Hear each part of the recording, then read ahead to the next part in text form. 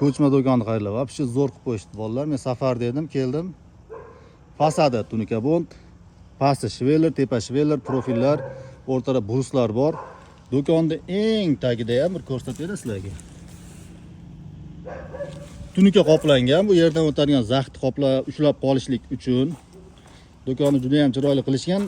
Odatda dizayn mijoz bilan kelishiladi. Narx 5 ga 4 bu. 2025-yilda 45 million atrofida. Lekin menda bejirim bo'lib ketgani, oynalari bo'lim-bo'lim bo'lib ketgan hisobiga 3-4 million qimmatroq chiqadi bu. Bu tabiiy narsa.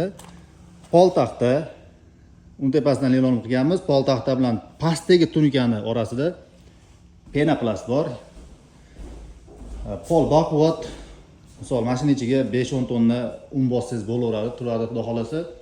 Dekor plast, devori patologi. Elektromontajlari qilinadi mijoz so'ragan joyiga.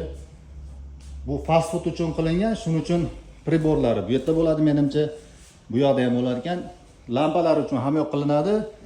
Yoqadigan ham qilinadi. Kulchati bu bittasi tashqaridagi chiroqlar qo'yasiz tashqariga, bittasi ichkariga. Lekin lampasini fanani plafonini mijoz o'zi qo'yib xohlaganidan. Asosiy narsa emas bu. Do'kon biroz qimmat bizda.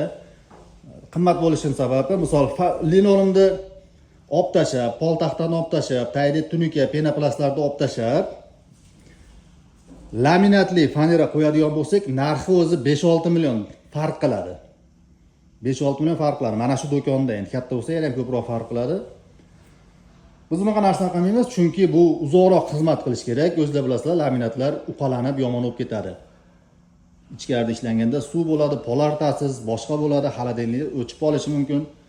Shuni hisobiga qimmatroq bo'lsa ham mijozlarimiz, "Voy, bekor olgan ekanman bulardan" demasin deb pol taxtalar qilib, puliga yarasha qilib beramiz. Shuni hisobiga bizda narxlar anchagina qimmat. O'zingizlar yaxshi bilasizlar. Arzonni sho'rvasi tatimas.